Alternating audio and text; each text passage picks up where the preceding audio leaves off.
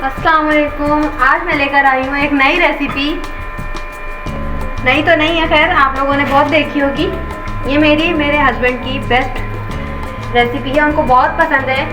मैं बना रही हूँ आज शिमला मिर्च कीमा, ठीक है। जिसके लिए चाहिए होगा मुझे 1 अदद प्याज, 3 टमाटर, दरमियाने भी हों छोटे भी हों, आपकी मर्जी है। जो आपके पास मौजूद हो आप वो ले सकते हैं। मेरे पास ये वाले टमाटर थे तो मैंने ये 3 लिए हैं, ठीक है।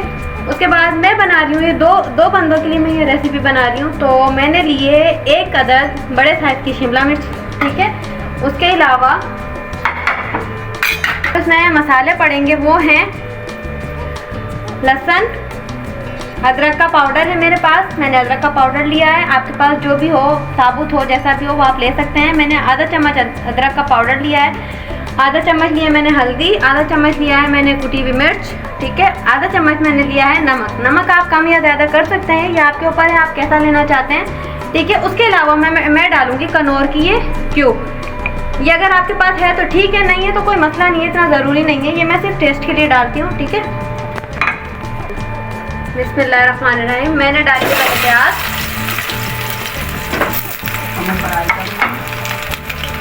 तो हम